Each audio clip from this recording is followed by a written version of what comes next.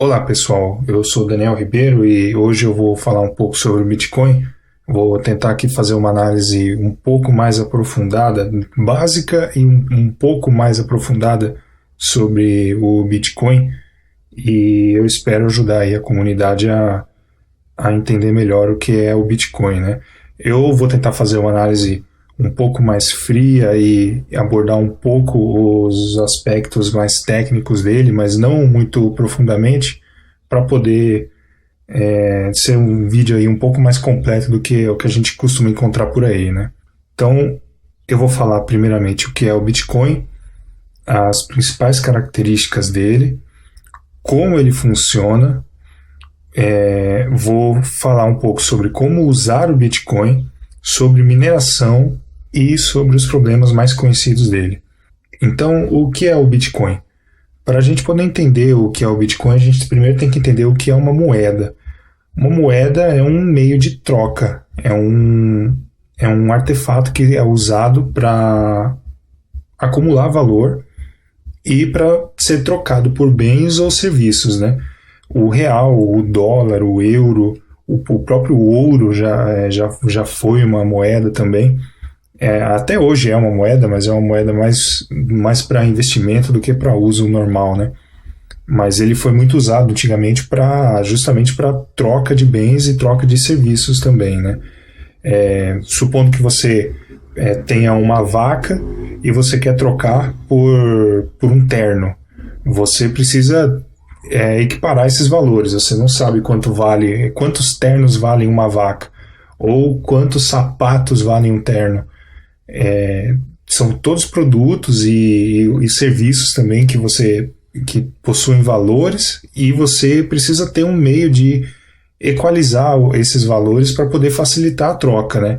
Então você troca, por exemplo, a sua vaca por R$100 e você compra um sapato por R$50. Significa que 2 pares de sapato valem uma vaca. Mais ou menos isso que é para isso que serve a moeda, para ser uma forma de concentrar o valor numa base monetária comum, para que qualquer bem ou serviço possa ser convertido nessa base monetária. O Bitcoin não é diferente disso. Ele serve como uma moeda. Ele serve justamente para você poder quantificar valores em Bitcoins também. Então, por que é que existe o Bitcoin? Por que é que o Bitcoin ele existe e ele pretende substituir as moedas que a gente conhece como o real ou o dólar? O Bitcoin, ele não depende de um emissor central. Então, por exemplo, no Brasil, o real é emitido pelo Banco Central do Brasil. O dólar é emitido pelo Banco Central americano. E todas as moedas estatais são emitidas pelos seus respectivos países, né? O que acontece? Essas moedas, elas são moedas fiduciárias, que significa que a entidade que emite essas moedas tem total liberdade para emitir novas moedas à medida que eles julgam isso necessário. Então, sempre que faltam reais no Brasil, mais reais são impressos, são emitidos como títulos de dívida pública, como juros, enfim. O governo define a melhor forma de emitir esse dinheiro e para quem esse dinheiro vai ser destinado. E aí ele emite novo dinheiro. O Bitcoin não funciona dessa forma. O Bitcoin ele não tem uma autoridade central controlando ele. Então você não tem nenhum governo, nem nenhuma casa da moeda, nenhum banco administrando a rede do Bitcoin. O Bitcoin é uma rede autossuficiente, ela funciona sozinha e ela emite os próprios Bitcoins de acordo com o que foi estipulado no protocolo dele. Então é uma emissão controlada e que todo mundo conhece, né? Eu vou falar um pouco mais sobre como é a emissão de novos Bitcoins mais para frente.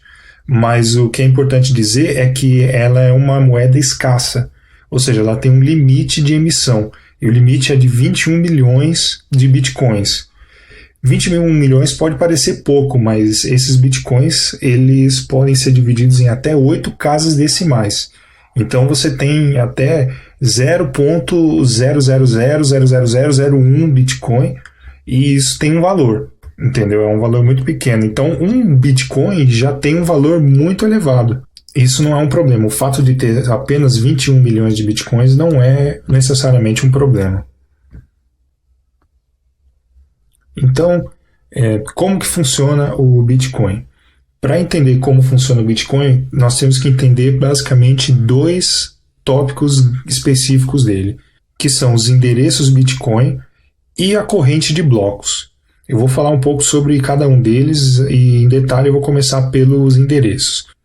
Um endereço Bitcoin é um código de até 34 caracteres, entre 27 e 34 caracteres, que é um endereço onde você pode armazenar os seus Bitcoins. Você pode gerar inúmeros endereços Bitcoins. Esses endereços são praticamente infinitos. Eles têm um limite, mas é um limite altíssimo, que se fosse colocar hoje, cada habitante da Terra poderia ter quintilhões de endereços. Assim, é um número muito grande, impronunciável. Cada endereço Bitcoin é uma chave pública de criptografia. E cada um tem a sua respectiva chave privada. Esse par de chave pública e chave privada é a base das transações com Bitcoin. A chave pública, obviamente, ela é pública, então não tem problema você informar essa chave para outras pessoas. Na verdade, você tem que informar essa chave para outras pessoas porque é através dela que elas vão transferir dinheiro para você. Já a chave privada, ela tem que ser mantida, como o próprio nome diz, de forma privada. Ela é o segredo da chave pública. Com a chave privada, você consegue gastar os bitcoins que existem naquele endereço. Então, essa é a parte secreta que você tem que manter. É como se fosse a senha daquela chave, daquele endereço. Então, você precisa manter sempre a chave pública de uma forma secreta para poder garantir a segurança do seu dinheiro, né? Um artifício que é muito usado nas transações do Bitcoin são os QR Codes, que são esses desenhos de código parece um código de barras, só que com vários quadradinhos. Esse QR Code nada mais é do que a representação desse código, dessa chave pública, de uma forma gráfica. Essa forma é muito fácil para câmeras e para leitores de tela conseguir ler isso e identificar isso como um código. Então, na verdade, sempre que você vê um código desse aqui, você pode ter certeza que ele representa ou um QR Code ou um endereço de internet. É só uma forma de facilitar a leitura desses endereços por aparelhos, por leitores de código de barra ou por celulares, câmeras de celular, enfim. A corrente de blocos é a segunda base do Bitcoin. O que é a corrente de blocos? É um banco de dados distribuído. Simples assim. A corrente de blocos é um banco de dados que é aumentado a cada 10 minutos. Esse é o tempo que o protocolo do Bitcoin define como o tempo ideal de criação de cada bloco. E a corrente de blocos, ela é formada por blocos de transação.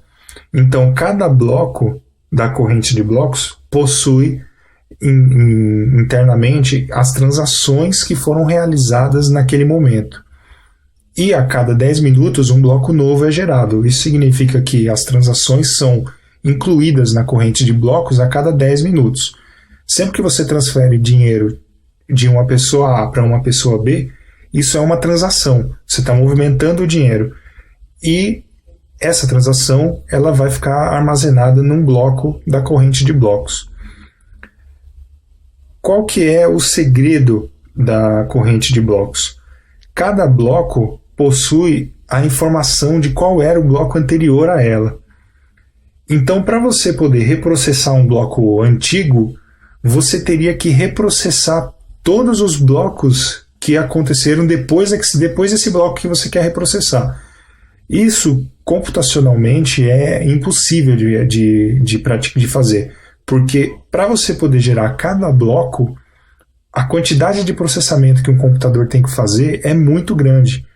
Então, para você reverter uma transação antiga, ou para você estornar essa transação antiga, é praticamente impossível.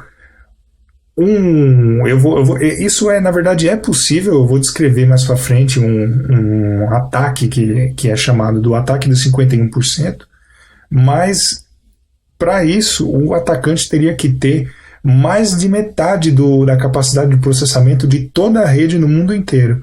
Então é praticamente impossível disso acontecer. O que acontece com a corrente de blocos é que cada bloco é gerado de uma forma que o bloco atual precisa ter a informação de qual é o bloco anterior a ele. E esse bloco anterior a ele tem a informação do bloco anterior e esse do anterior. E é por isso que é chamado de corrente, porque é formada uma corrente sempre a partir de um bloco. A corrente de blocos, ela é pública, ela é conhecida por todo mundo. Isso significa que todo mundo tem acesso a todas as transações que são realizadas dentro da rede Bitcoin. Então, sempre que uma pessoa A manda dinheiro para uma pessoa B, essa transação ela é publicada e todo mundo que tem a corrente de blocos vai ter uma cópia dessa transação.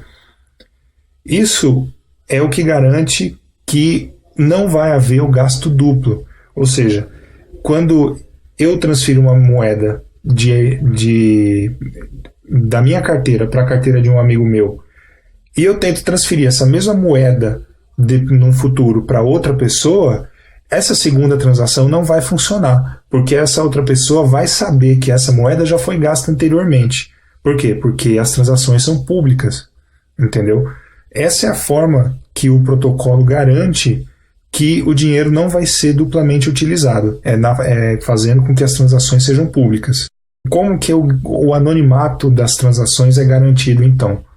Ninguém sabe qual é o seu endereço do Bitcoin. O Bitcoin os endereços são códigos, mas esses códigos não estão associados a uma pessoa.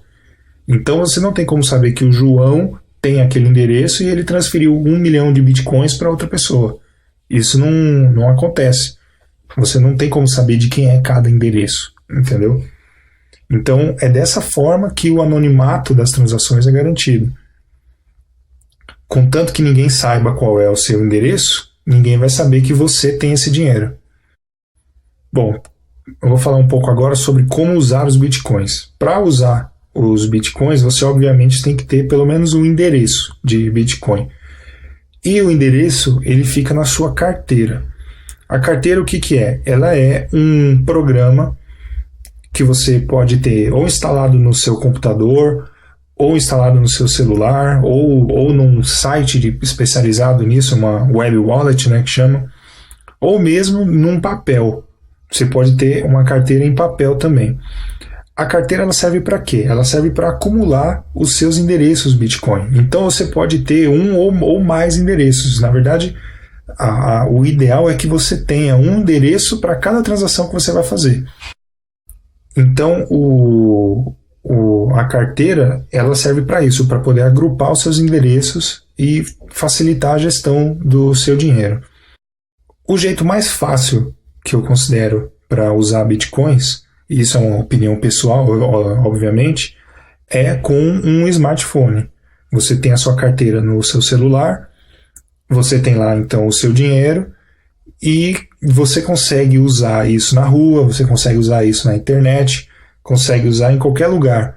Você consegue enviar e receber dinheiro de uma maneira muito fácil, né? Eu vou demonstrar aí o funcionamento básico de uma transação em uma loja virtual ou em uma loja física, mas basicamente é igual de qualquer forma. Então, para usar os bitcoins, eu vou dar dois exemplos aqui, um para uma loja virtual e outro para uma loja física, né? Uma loja da rua, assim, que existe de verdade. Em uma loja virtual, o funcionamento é bem simples. Você escolhe os produtos que você quer comprar. Na hora de você fechar a sua compra e fazer o pagamento, você escolhe a forma de pagamento Bitcoin e a loja vai gerar um endereço e vai te dar o valor que você tem que transferir para esse endereço. Basta então que você pegue esse endereço, coloque lá na sua carteira, ou pode ser no seu smartphone, ou pode ser no computador. Você faz a transferência do valor que está sendo solicitado por um endereço e em questão de segundos a loja já vai receber a primeira notificação de que o pagamento foi realizado e vai prosseguir com o seu pedido normalmente.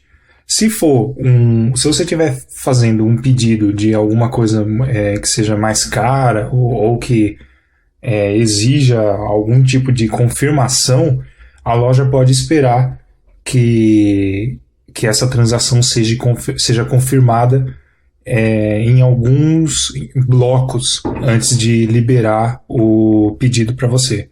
Isso acontece a cada 10 minutos. Cada 10 minutos é gerado um bloco com todas as transações que aconteceram naquele período e a sua transação vai ser uma das transações que vai estar contida no próximo bloco. Isso garante que a transação não vai ser estornada, não vai ser revertida. A partir de 2 ou 3 confirmações já é suficiente para a transação ser praticamente impossível de ser revertida. Se você tiver... Tem até um ditado aí. Se você estiver vendendo uma casa usando bitcoins, você espera 6 confirmações, que vai levar 1 hora, e tá tudo certo. Você tem certeza que esse dinheiro não vai ser estornado nunca mais. Em lojas físicas, a situação, a compra de Bitcoin, a venda de produtos e serviços também é simples, entendeu? Um estabelecimento, por exemplo, um restaurante que quer passar a aceitar Bitcoins também, pode ter um smartphone ou no próprio computador, no sistema de gestão, ele pode fazer a cobrança em Bitcoins também. Para isso é só ele... na hora de fazer o fechamento do pedido e mostrar o valor, mostrar junto um QR Code. Isso pode vir até impresso no papel, numa comanda de papel.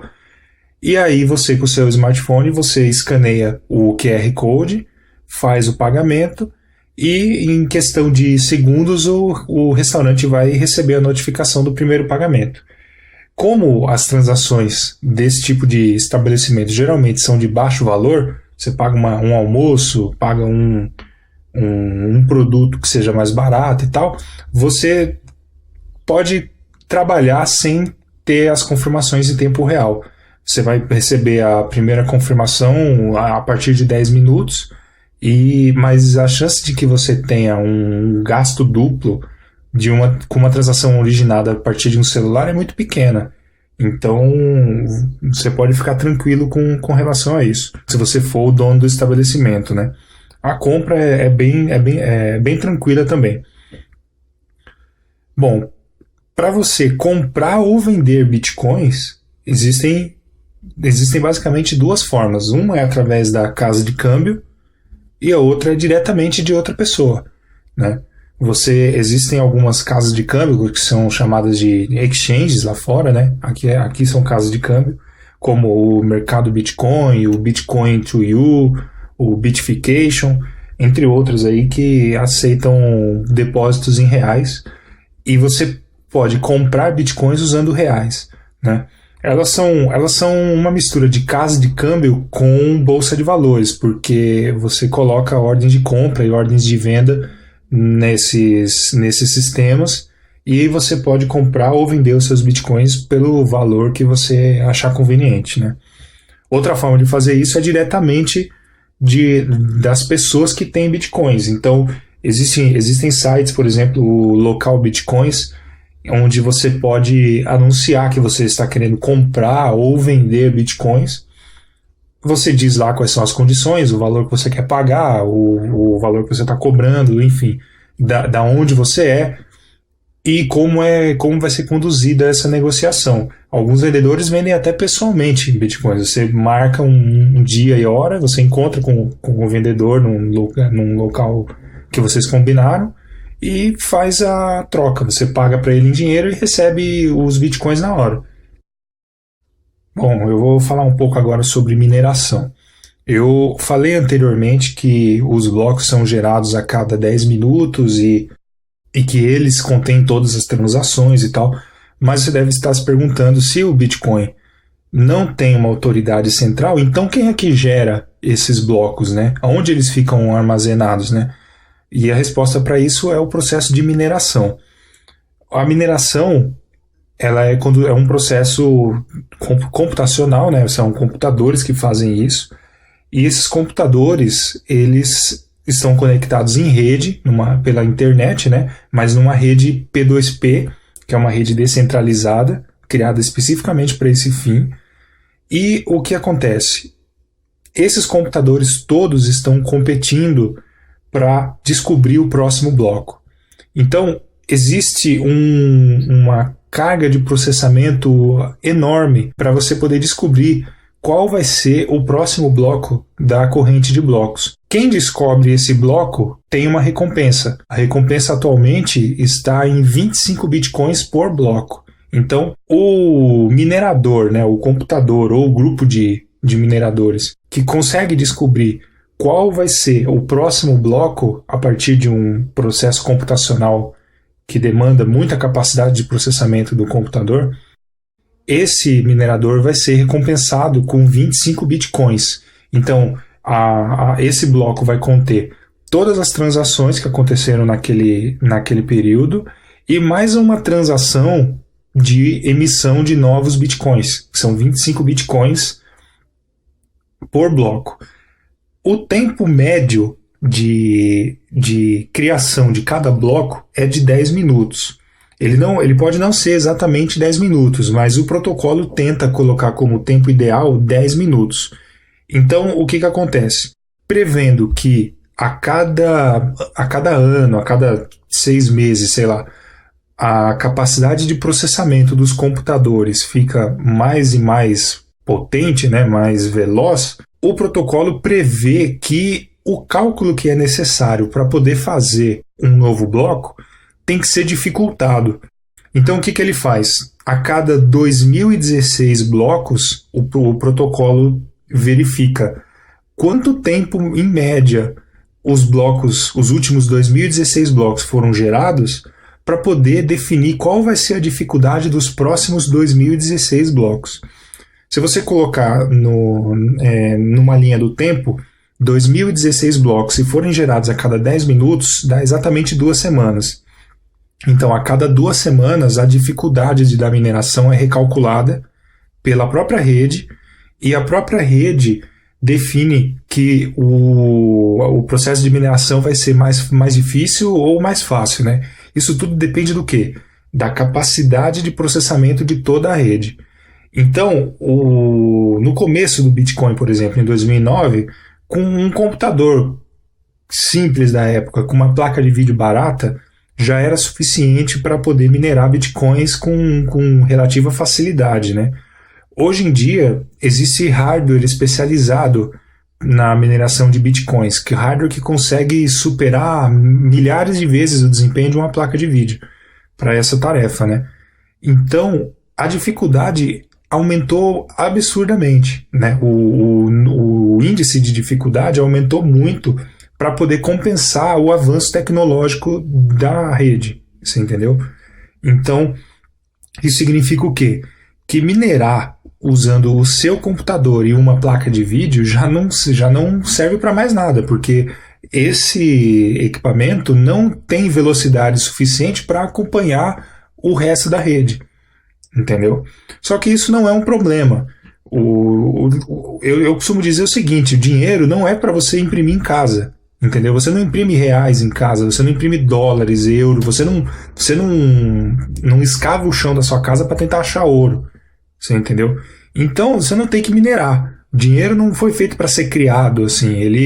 É claro que se você puder, se você tiver condições de hardware para poder fazer isso, é uma forma de você ganhar dinheiro. Assim como existem empresas de mineração que mineram ouro. Eles ganham dinheiro com isso, entendeu?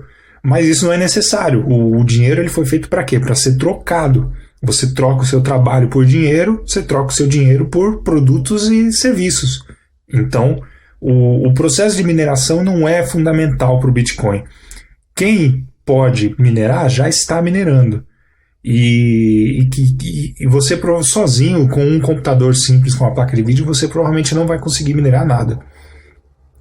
Mesmo que você tenha hardware dedicado para isso, que são os ASIC miners, são equipamentos criados especificamente para a tarefa de mineração. Esses equipamentos eles são muito mais potentes do que um computador normal, mas ainda assim, sozinhos, eles não representam praticamente nenhum poder de processamento se comparado ao da rede. Então você tem vários equipamentos, vários computadores competindo para poder descobrir o próximo bloco da corrente de blocos, inclusive o seu. Então a sua chance de descobrir o próximo bloco é a mesma fração de capacidade de processamento do seu computador em relação ao restante da rede. Ou seja, nos dias atuais é muito pouco, entendeu? A rede atualmente está com uma capacidade de processamento de 5.000 terahashes por segundo. Então, são 5.000 trilhões ou 5 quatrilhões, né, de assinaturas por segundo. O hash é a assinatura, é o cálculo que é necessário para poder descobrir um bloco. Então, você tem 5 quatrilhões de assinaturas sendo tentadas por segundo para poder você descobrir um bloco a cada 10 minutos. Entendeu? Se o seu computador não faz nada próximo disso, então você realmente não tem que estar minerando. Você pode usar o Bitcoin, você faz suas compras, você vende, você negocia, mas você não tem que estar minerando. Certo? E eu já falei sobre a recompensa, né? A recompensa ela também é o seguinte, ela é reduzida a cada 4 anos. Então ela já foi de 50 bitcoins por bloco. Agora, em 2013, ela passou a ser de 25 bitcoins por bloco. Daqui 4 anos, ela vai ser reduzida pela metade novamente, vai ser de 12,5 bitcoins por cada bloco, e assim sucessivamente. A cada 4 anos, a recompensa é diminuída pela metade. Por que isso? Porque o Bitcoin é uma moeda escassa, ela é uma moeda que nunca vai ultrapassar os 21 milhões de bitcoins. E ela só vai atingir esses 21 milhões de bitcoins no ano de 2140. Então está muito longe ainda, você entendeu? Qual que é a ideia? O Bitcoin sendo escasso, sendo um ativo que não pode ser gerado descontroladamente, ele vai se valorizar, certo? Hoje nós estamos em novembro de 2013. Um Bitcoin vale R$2.000. E a tendência de que esse valor aumente ainda mais e só aumente no futuro. Por quê? Porque o Bitcoin é uma moeda deflacionária, enquanto o real é uma moeda fiduciária, ou seja, uma moeda que inflaciona. O governo ele vai seguir imprimindo novos reais descontroladamente, provavelmente, e isso vai desvalorizar cada real. Comparado ao Bitcoin, que não pode ser impresso, não pode ser criado descontroladamente, ele vai só se valorizar em relação ao real e a todas as outras moedas estatais, que são todas moedas fiduciárias. Ainda sobre mineração. Se você sozinho, com o seu computador ou com o seu ASIC miner, você provavelmente não consegue minerar um Bitcoin, porque se você está concorrendo com tantas outras máquinas, a sua chance sozinho de conseguir descobrir um bloco e ele ganhar 25 Bitcoins é muito pequena. Então, para resolver esse problema, existem os pools de mineração, que são os grupos de mineração. São pessoas que resolveram criar grupos para poder fazer o processamento distribuído e juntas descobrirem um único bloco. Então você tem, por exemplo, um grupo com 1.000 mineradores. Somando toda a capacidade de processamento de todos esses 1.000 mineradores, você vai ter um número maior, um número mais representativo. Qual que é a ideia? É que todos esses mineradores juntos consigam achar um bloco e achar os 25 bitcoins. Dessa forma, esses 25 bitcoins são rateados entre todos os mineradores, de acordo com a forma com que cada um contribuiu para esse pool, né? Então, você aumenta a frequência com que você ganha a recompensa, mas você diminui a recompensa porque você tem que dividir ela com os outros mineradores do mesmo grupo, né? É uma forma de ganhar o dinheiro mais rapidamente, né? Bom, agora eu vou falar um pouco sobre os problemas conhecidos. Um deles eu já tinha adiantado, que é o ataque de 51%. O que acontece? Se uma única pessoa ou um único pool de mineração conseguir deter 51% da capacidade de processamento de toda a rede, teoricamente esse pool pode fazer com que o sistema seja desestabilizado. Ou seja, se todo mundo está competindo para poder encontrar o próximo bloco, quem tem mais da metade de capacidade da rede tem, obviamente, mais da metade das chances de encontrar o próximo bloco. Então, se você tem mais da metade de probabilidade de encontrar o próximo bloco, você consegue, por exemplo, reprocessar o bloco anterior. Então, você tem condições de fazer uma transação, confirmar ela e futuramente, depois de 3 ou 4 blocos, se você ainda mantiver esse percentual absurdo de processamento, você ainda consegue estornar as transações que foram realizadas nesses blocos anteriores, nos blocos desde que você assumiu o controle da rede. Então, é uma situação hipotética, uma situação que até hoje nunca aconteceu e dificilmente vai acontecer por 2 motivos simples. Primeiro, porque a capacidade de processamento necessária para isso é muito, muito grande. E provavelmente os mineradores nenhum pool de mineração consegue uma capacidade de processamento tão grande. O segundo, porém, é que desestabilizar o sistema Bitcoin não é interessante para ninguém, muito menos para quem está dentro do sistema. Então, um pool de mineração que vive ganhando Bitcoins e vive da valorização do Bitcoin não tem interesse nenhum em atacar a rede para poder derrubar o valor do Bitcoin. Você entendeu? Então, por mais que seja possível, não tem aplicação prática, não pode acontecer, entendeu? É muito difícil de acontecer, e ninguém quer ver o seu patrimônio, o seu dinheiro virar pó, então isso não pode acontecer. Esse é um dos ataques. Um outro problema conhecido é o conhecido como firewall chinês. Ele, apesar do nome, ele não tem necessariamente a ver com a China. O que acontece? Na China, todo o acesso à internet é controlado por um firewall do governo que limita todo o tráfego de rede que entra e sai de dentro da China. Essa situação hipotética é supondo que a China simplesmente corte a internet de dentro para fora.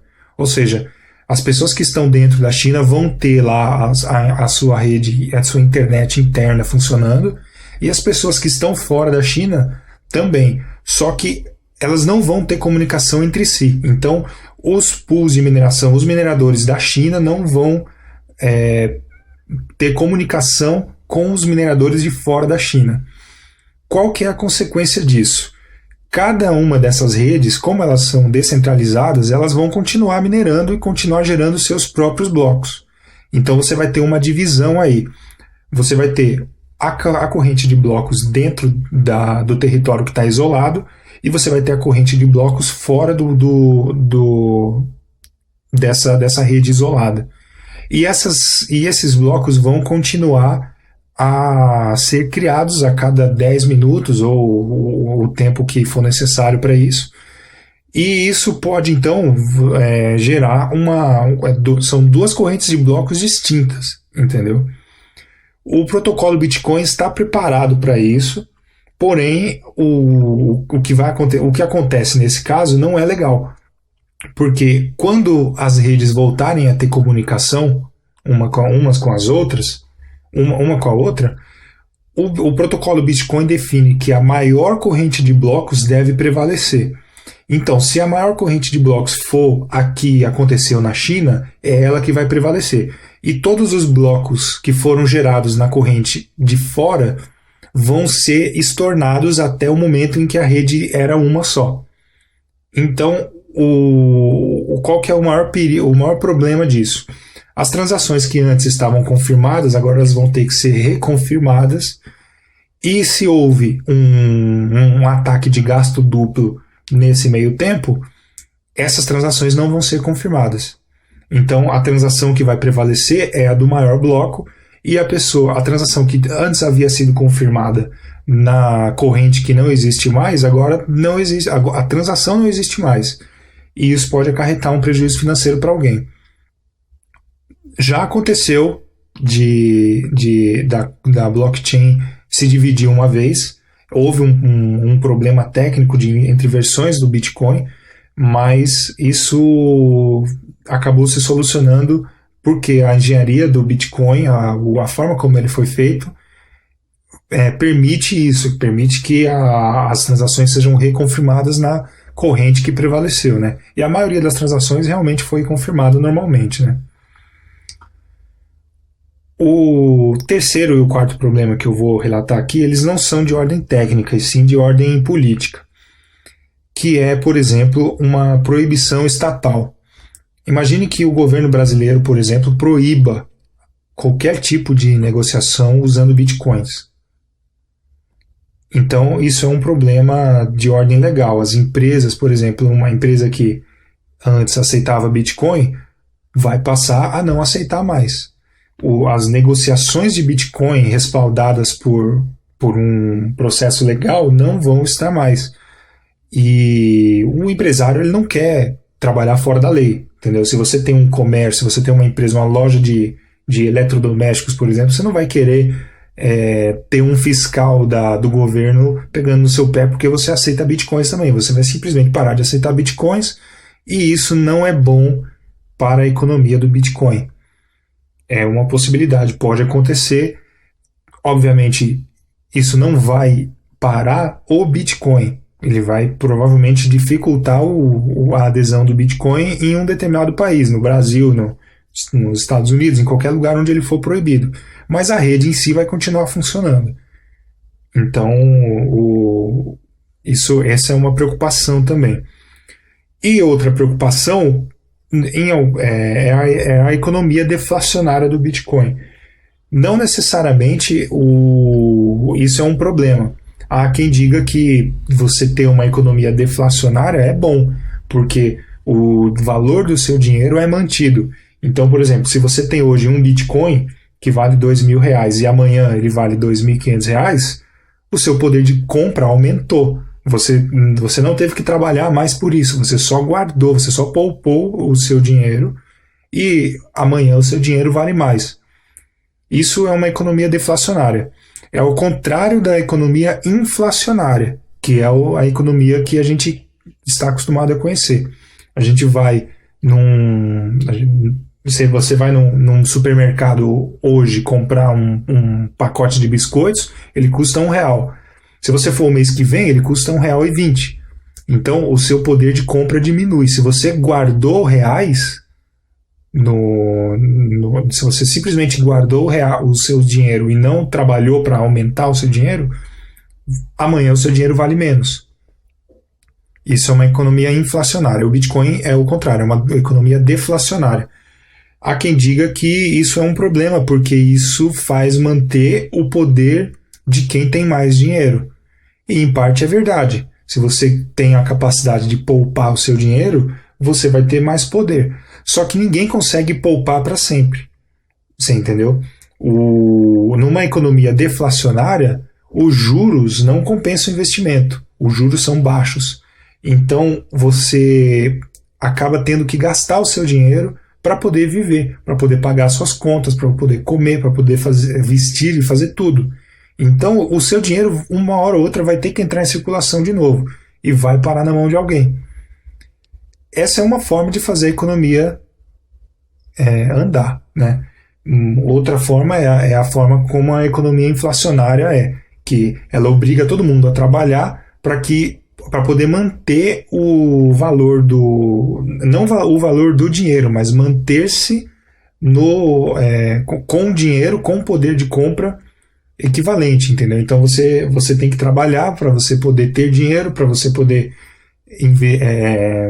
emprestar dinheiro, por exemplo, para os outros e cobrando juros por isso. Os juros é sempre o valor da inflação mais o valor do seu lucro. Então os bancos ganham muito dinheiro com isso e essa é uma forma de abordar também. Eu não vou dizer aqui o que é melhor e o que é pior, mas isso fica para você, né? Bom, então só para concluir, a gente viu que o Bitcoin é uma moeda escassa, então ela é deflacionária. Ela não é controlada por nenhum governo e nenhuma empresa. A emissão dela é constante e conhecida por todos. Ela é pseudo-anônima. As transações são públicas, mas ninguém sabe quais são as partes que realizam essas transações. As transações não podem ser estornadas. As transações elas têm um custo muito baixo ou são praticamente gratuitas. O Bitcoin permite microtransações, então você consegue fazer transações de 10 centavos, equivalente a 10 centavos de real, 1 centavo. Se você quiser transferir 1 centavo para alguém, você consegue fazer isso usando o Bitcoin. Cada vez mais estabelecimentos aceitam o Bitcoin. Então, por exemplo, o Subway lá dos Estados Unidos já está aceitando Bitcoins. O WordPress aceita Bitcoins. Aqui no Brasil nós temos alguns estabelecimentos também que aceitam. E que o Bitcoin é fácil de integrar com os sistemas atuais. Se você tem uma loja, se você tem um site que vende alguma coisa, você pode facilmente receber Bitcoins. Isso não é difícil de integrar com o seu sistema atual. Tá certo? Eu espero que vocês tenham gostado do vídeo. Deixem aí comentários, sugestões, dicas. Se eu cometi algum erro, vocês me dizem aí. E eu estou à disposição para qualquer esclarecimento. Um abraço e até mais, hein?